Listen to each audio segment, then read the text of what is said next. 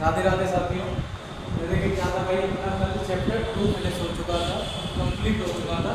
आज नया चैप्टर चलेगा, चैप्टर नंबर 1, जो कि क्या है भाई, रियल नंबर, वास्तविक संख्या। क्या है? रियल नंबर, जिन्हें क्या कहते हैं, वास्तविक संख्या। अब भाई किसको वास्तविक संख्याएं कहोगे? जो अपने नेचर में एग्जिस्ट करती हैं, जैसे 1 2 3 4 ये सब क्या अपने नेचर में होती है, एग्जिस्ट करती हैं। ठीक है, तो भाई देखो, रियल नंबर को किसको कहोगे? ऐसी संख्याएं जो रेशनल नंबर भी हो, रेशनल नंबर भी हो और इरेशनल नंबर भी हो। ठीक है भाई, रेशनल को कहते हैं परिमेय संख्या, परिमेय संख्या, और इरेशनल को कहते हैं बेटा अपरिमेय संख्या। ठीक है, रेशनल और इरेशनल संख्या क्या कहलाएंगी भाई? Real number. क्या कहलाएंगी? Real number. परिमेय संख्या और अपरिमेय संख्या क्या कहलाएंगी? वास्तविक संख्या। अब बात आ रही है भाई, परिमेय संख्या क्या होती है और अपरिमेय संख्या क्या होती है? ठीक है, रेशनल नंबर क्या होते हैं, रेशनल नंबर किसको कहलाएगा बताओ भाई। भाई रेशनल नंबर में क्या होता है कि ये किसकी फॉर्म में होती है? ये फॉर्म की फॉर्म में होती है, और यहाँ पे क्या होता है, q is not equal to 0। इसकी और बात करेंगे। एक बात बताओ, 1 क्या परिमेय संख्या है? नहीं। देखो, घर के नीचे फॉर्म पर लगा लिया, ये क्या होगा? ये फॉर्म q की फॉर्म में हो गया। ये क्या है? रेशनल नंबर, परिमेय संख्या ये है। अगर मैं बात करूं 0 की, 0 क्या ये परिमेय संख्या है? ये भी है भाई। इसके नीचे भी मैं 1 लगा देता हूं, तो ये किसकी फॉर्म में आ गया? बेटा केस कह रहा है कि q is not equal to 0, मतलब डिनोमिनेटर हर 0 नहीं होना चाहिए। तो हर तो यहाँ पे 1 है, 1 से ही तो 0 तो भाई हो जा। हमें क्या मतलब, हमें तो नीचे उठना मतलब है भाई डिनोमिनेटर से q से, तो q की वैल्यू तो 1 है, 0 की क्या है? रेशनल नंबर है। अब जैसे मैं बात करूं √25, क्या ये परिमेय संख्या है? हाँ? नहीं।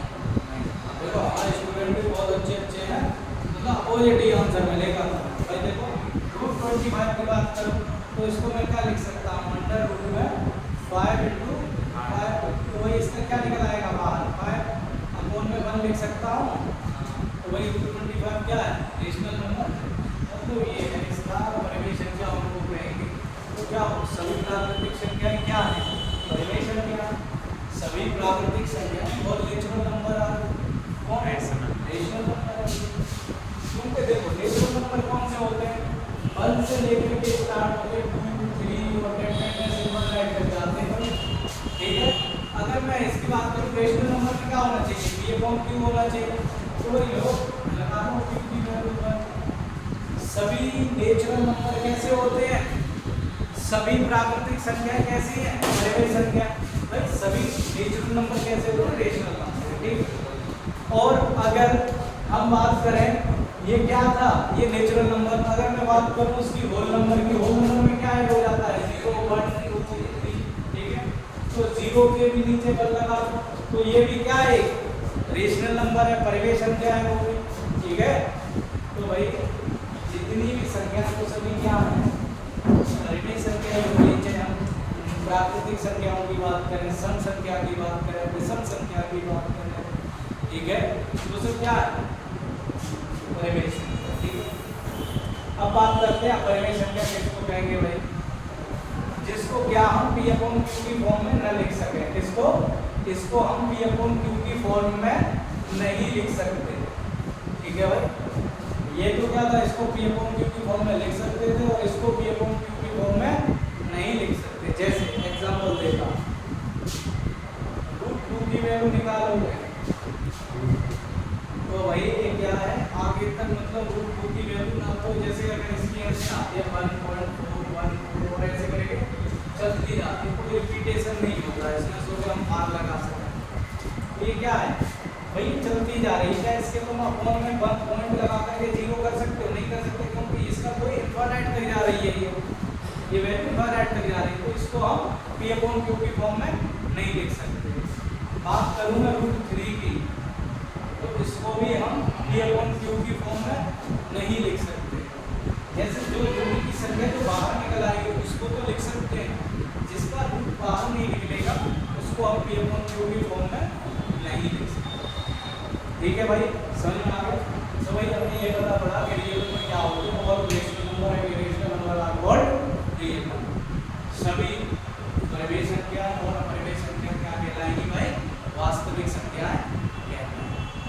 ठीक है, रेशनल नंबर परिमेय संख्या की बात करें तो P/Q की फॉर्म में लिख सकते हैं Q is not equal to 0, Q की वैल्यू 0 के बराबर नहीं होनी चाहिए।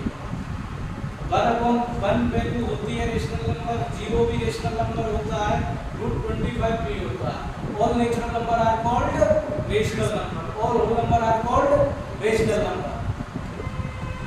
अपरिमेय संख्या की बात करो, अपरिमेय संख्या वो संख्या है जिनको हम P/Q की फॉर्म में नहीं लिख सकते। जैसे ये रहे एग्जांपल √2 और √3, इनकी वैल्यू निकालोगे तो जैसे √2 की वैल्यू 1.414, अगर ये चलती जाएगी तुम करते जाओगे कोई रिपीट नहीं होगा। अगर रिपीट होता तो मैं बार लगा देता, तो उसको हम बार वाली संख्याओं को P/Q की फॉर्म में लिख सकते हैं। लेकिन इसमें क्या है, जैसे 0.1414 फिर आ जाएगा, कुछ भी आ जाए, मतलब एक सीरीज नहीं बनेगी जिसको कह सके ये रिपीट हो रही है। ठीक है, अलग अलग संख्याएं आती हैं अलग, जैसे यहाँ पे 414 है, 2 3 1 ऐसे करके आ जाए, रिपीट नहीं। ठीक है, ऐसी संख्याओं को हम क्या करेंगे? अपरिमेय संख्या, जिनको P/Q की फॉर्म में नहीं लिख सकते। अब आया इसी में इंट्रोडक्शन पार्ट में आया हमारा फंडामेंटल थ्योरम ऑफ अरिथमेटिक। ठीक है, अंकगणित की आधारभूत प्रमेय। क्या कहते हैं थोड़ा समझते हैं। Every composite number, composite number जानते हो क्या? वाच्य संख्या। वाच्य संख्या वे संख्याएं होती है बेटा जिनके 2 से ज्यादा क्या हो गुणनखंड, क्या हो 2 से ज्यादा क्या हो गुणनखंड। जैसे 4, जैसे 4, इसके गुणनखंड क्या हो जाएंगे? 1 हो जाएगा, 2 हो जाएंगे और 4 हो जाएगा। क्या 1 2 4, जिसके कितने बताए मैंने? 2 से अधिक। जैसे अगर मैं बात करूं 2 की, तो इसके गुणनखंड क्या होंगे? 1 और 2, तो इसके 2 ही हुए, तो 2 भाज्य संख्या नहीं है, कंपोजिट नंबर नहीं है। अगर मैं 4 की बात करूंगा तो इसके क्या हो जाएंगे? 1 गुणा 2 होगा 4, तो भाई ये क्या हो जाएगी? ये भाज्य संख्या है। इसकी 2, मतलब 4 के फैक्टर करो क्या हो जाएगा? 2 और 2 आएंगे और 1 का गुणा हम ऐसे कर सकते हैं, तो इसकी क्योंकि 4 के फैक्टर क्या होता है? ऐसी संख्या जिसके 2 से ज्यादा है, फैक्टर हम गुणनखंड 2 से ज्यादा है। और क्या करें? 16 के फैक्टर लिखोगे तो भाई 16 के फैक्टर क्या आएंगे? ज्यादा आएंगे। जैसे 35 के लिखोगे तो क्या आ जाएंगे? 5 × 7 और 1 है भाई, 2 से ज्यादा हो गए। तो ये सब क्या है? भाज्य संख्या, समझ रहे हो? जिसके 2 से ज्यादा गुणनखंड हो वो संख्या क्या कहलाएंगी? भाज्य संख्या। ऐसी संख्या जिसके फैक्टर 2 से ज्यादा हो तो वो क्या कहलाएंगी? Composite number. क्या कहलाएंगे? Composite number. ठीक है, लिखा है every composite number can be explain factorize. Composite number को हमें क्या करना है? फैक्टराइज करना है। फैक्टर निकाल देंगे, एलसीएम जैसे ले लेंगे तो उसके फैक्टर निकाल देंगे। As a product of prime and factorization. अब इसकी बात करें, प्रत्येक भाज्य संख्या को अभाज्य संख्याओं के गुणनखंड। देखो अभाज्य संख्या क्या होती है समझते हो? जो खुद से घटे, जो खुद से घटे। जैसे सबसे छोटी अभाज्य संख्या होती है क्या? 2 2 3 5 7 11 9 नहीं होती, 11 13 ऐसे करके ये सब क्या होती है? अभाज्य संख्या होती है। ठीक है ना? प्रत्येक भाज्य संख्या को, जैसे प्रत्येक भाज्य संख्या को अभाज्य संख्याओं के गुणनखंड के रूप में व्यक्त गुणनखंडित किया जा सकता है तथा यह गुणनखंड अभाज्य गुणनखंडों के आने वाले क्रम के बिना अद्वितीय होता है। जैसे मैं कोई एक एग्जांपल दे देता हूँ, ठीक है? देखो जैसे मैंने ले लिया बेटा 132। कितना ले लिया? 132। कितना ले लिया? 132। तो भाई मैं क्या करूँगा? 132 के फैक्टर करूँगा। ठीक, 132 के फैक्टर करूँगा, 2 से जाएगा, 2 चिन्ह 12, 1 बचा, 2 चिन्ह 12। फिर ये 2 से जाएगा, 2 3 6 2 3 6। फिर ये 3 से जाएगा, 3 1 3 11। अब इस लाइन का मतलब समझना, ये कह रहा है कि ये भाज्य संख्या, ये क्या थी बेटा? ये क्या है? भाज्य संख्या। प्रत्येक भाज्य संख्या को अभाज्य संख्याओं में बदल दो। ये क्या होती है? 2 क्या है? अभाज्य संख्या। 2 क्या है? अभाज्य संख्या। 3 क्या है? अभाज्य संख्या। 11 क्या है? अभाज्य संख्या। अभाज्य संख्याओं को गुणनफल के रूप में व्यक्त, ठीक है, गुणनखंडित किया जा सकता है। ये गुणनखंडित कर दिया, अभाज्य संख्याओं के रूप में किया किसको? भाज्य संख्या को। तथा यह गुणनखंडन अभाज्य गुणनखंडों के आने वाले क्रम के बिना अद्वितीय होता है। जैसे इसकी बात करूं, इसके क्या गुणनखंड बने? 2 × 2 × 3 × 11। अब देखो इसका एक क्रम होता है भैया, पहले हम क्या लिखेंगे? छोटा लिखेंगे, 2 लिखा फिर 3 लिखा फिर, बस यही कह रहा है कि जो हमारी भाज्य संख्या होती है उसको किसके रूप में? अभाज्य गुणनखंडों के रूप में व्यक्त किया जाता है, उनके क्रम के। ठीक है भाई, यही चीज जैसे कोई कंपोजिट नंबर है उसके हम फैक्टर करेंगे, प्राइम फैक्टर के रूप में क्या किया जाता है। तो अब एक्सरसाइज 1.1 चलेगी। एक्सरसाइज 1.1 में कह रहा है संख्या को अभाज्य गुणनखंडों के गुणनफल के रूप में व्यक्त कीजिए। ठीक है भाई, फर्स्ट का देखो 140 के हमें क्या निकालना है? वेक्टर निकालना है। क्या निकालना है? वेक्टर। तो भाई देखो हम क्या करेंगे? 140 है। सबसे पहले हम छोटी संख्याओं से डिवाइड देते हैं, तो इसमें कितने का देंगे? 2 का। तो 2 से देंगे तो 2 7 14 ये 70। फिर 2 से देंगे कितना होगा? 64। और कितने से? 3 से जाएगा नहीं, और किससे जाएगा? 5 7 फिर इसलिए 7 इसके फैक्टर ले लेंगे 140 2 × 5 × 7। तो भाई ये क्या हो जाएगा? 2 की पावर कितनी हो गई? 2 × 5 × ठीक है भाई, ये तुम्हारा इसका आंसर हो जाएगा। और नेक्स्ट देखिए 154 के क्या करते हैं? फैक्टर करते हैं। ठीक है भाई, 2 से काटेंगे 2 7 14, 1 बचा 2 8 16, फिर 2 से काटेंगे 2 दिया 6 2 में 18। अब 2 से कटेगा नहीं तो 3 से देखेंगे, 3 एकम अब ये 13 एकम। ऐसे ही हम 156 के ले लेंगे। 156 = 2 × 2 × 3 × 13। तो भाई 2 की पावर 2 × 3 × 13।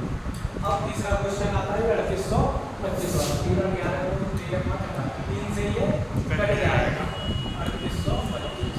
भाई अब 3 से काट के 3 एकम 3 3 दूनी 6 3 7 21 3 बजे 15 120 7 10 15 फिर 3 से कट जाएगा 3 4 12 3 दूनी 6 3 बजे 4। अब नहीं कटेगा ये 3 से, ठीक है, 5 से कटेगा 5 से 5 घंटे 40 बचा 25। भाई अब फिर करेंगे 5 से 5 एकम 5 5 से 17 एक प्राइम नंबर होता है तो वो खुद से ही कटेगा। अब हम क्या लिखेंगे? 3825 को लिखेंगे, इसके फैक्टर लिखेंगे बेटा 3 × 3 × 5 × 5 × 17। भाई 3 की पावर 2 × 5 की पावर 2 × 17।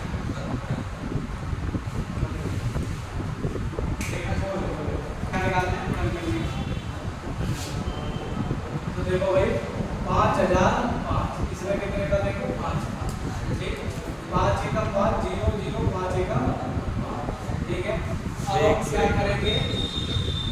1000 एक आ गया। अब हम 5 से ये जाएगा नहीं, अब चेक करेंगे 7 से। 7 एकम 7 3 बचे 7 जो 28 2 बचे 7 दिया। ठीक है, अब काटो इसको 7 से 7 दूर में नहीं जा रहा। अब अगला होता है 11 11 से देखो 11 एकम 11 2 बचे 11 दिया। बोलिए 13 एकम तो 5005 के फैक्टर बनेंगे 5 × 7 × 11 × ठीक है, इसका आंसर ये होगा। अब इसको चेक करते हैं 7429। तो देखो भाई 7 से 11 तो 13 और 2 22 11 से देखो 7 से नहीं 7 × 7 नहीं कटेगा भाई 11 66 8 11 70 नहीं कट रहा। 13 से देखो 13 जो पावर से 65 9 13 से 21 नहीं कट रहा। 19 से देखो 19 या 19 से 76 जाता है 19 से 57 17 या 17 से कटेगा 17 से कितना 17 देखो भाई 17 चलो 17 जो 6 बजे 17 दिया 51 1 बचा वो 17 जो बचा 6 बजे और 17 दिया 51 11 बचे 17 100 17 से कटेगा, 17 दूनी 34, 19 से देखो 19 दूनी 38 कट रहा है, 19 से देखो 19 दूनी 38, 5 23 एक प्राइम नंबर के लिए तो वही 74 29 के हो जाएंगे 17 19 गुणा 23। जो भाई अभी ये क्या है, इसे 1.1 सेकंड का फर्स्ट पार्ट है, इसमें क्या निकालना है, एलसीएम और एचसीएफ निकालना है, क्या निकालना है, एलसीएम एचसीएफ निकालना है, और फिर वेरीफाई करना है। मतलब वेरीफाई क्या करना है कि एलसीएम इनटू एलसीएम बराबर है प्रोडक्ट ऑफ टू नंबर। ये अब दो नंबर दे रखे हैं, एक नंबर ये है, दूसरा नंबर ये।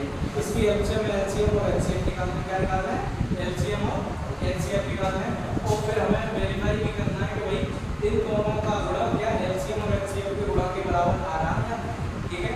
तो सबसे पहले हम क्या निकालेंगे, एलसीएम और एचसीएफ। इन दोनों के लिए निकालेंगे कि हमें पहले क्या करने पड़ेंगे, इनके फैक्टर क्या करने पड़ेंगे, फैक्टर। तो भाई सबसे पहले मैं 26 के फैक्टर करता हूँ, 2 से करेंगे 13 और ये 13 का, फिर मैं करता हूँ 91, ये 7 से जाएगा 13 और ये 13, ठीक है। मैं लिख लूँगा 26 के फैक्टर लिख लूँगा 2 गुणा 13, 91 के फैक्टर लिख लूँगा 7 गुणा 13। अब एलसीएम जैसे तुम्हें जिसके निकालना है, एलसीएम किसका निकालना है, 26 और 91 का ही तो निकालना है। कैसे निकालोगे, देखो 26 में बेटा 2 आ रहा है, क्या इसमें कहीं 2 आ रहा है, तो हमें लिख देना, ठीक, चाहे नंबर आ रहा हो या ना आ रहा हो, एक में आ रहा हो तब भी लिख देना। 30 ये इसमें भी आ रहा है, इसमें भी आ रहा है, तो ये पेयर है, तो इसका हमें 1 लिख देना, ठीक है भाई। ये हो गया कंप्लीट। अब इधर आ जाओ नीचे वाला 7 एक ही बार आ रहा है और कहीं नहीं आ रहा, तब भी हमें क्या करना है, 7 को लिख देना, और 30 बेटा हो चुका है वाला, इसकी वैल्यू निकालना। 13 सत्ते 91 गुणा कितने हो जाएंगे, 91 दूनी 182। इसका एलसीएम समझ में आ गया कैसे निकालना है। जैसे जो फैक्टर आए चाहे वो डबल बार आ रहा हो, सुनो, चाहे वो डबल बार आ रहा हो या ना आ रहा, चाहे भले वो सिंगल बार आ रहा है तो लिखा जाए, ठीक है। अगर डबल बार आ रहा है तो एक ही बार लिखा जाएगा, 2 बार नहीं, ठीक है। अब एचसीएफ कैसे निकालेंगे वो देखो, एचसीएफ किस किस का निकालना है, 26 और 91। अब इधर देखो, अब हमें क्या देखना है भाई, अब इसमें हमें देखना है कॉमन फैक्टर, क्या देखना है, कॉमन फैक्टर। अब देखो 2 इसमें है क्या, नहीं, 30 है इसमें, वही जो कॉमन होता है दोनों में वही क्या हो जाता है, ठीक है। एलसीएम बता दिया मैंने, एचसीएफ ऐसे, ठीक। अब वो क्या कह रहा है कि भाई वेरीफाई करो कि LCM into HCF equal to product of two number है क्या, तो हम क्या लिखेंगे, एलसीएम इनटू एचसीएफ बराबर first number into second number, ठीक है भाई। एलसीएम क्या आया है तुम्हारा 182 गुणा एचसीएफ कितना आया है 13, फर्स्ट नंबर क्या है तुम्हारा 26, सेकंड नंबर क्या है, ठीक है भाई। इनका गुणा करो, 13 दूनी 26 के 6 आंसर लो, 13 × 104 और 2 106 के 6 10 आंसर, 13 × 13 और 10 186 को भर भी आंसर, 26 एकम 26 के 6 आंसर लगा लो, 26 निकमा बेटा हो गया 234 और 2 236। क्या हमारा बराबर आ रहा है भैया, बराबर आ रहा है LCM equal to LHS equal to RHS, ठीक है। हमारा ये वेरीफाई होता है भैया कि एलसीएम इनटू एलसीएम बराबर प्रोडक्ट ऑफ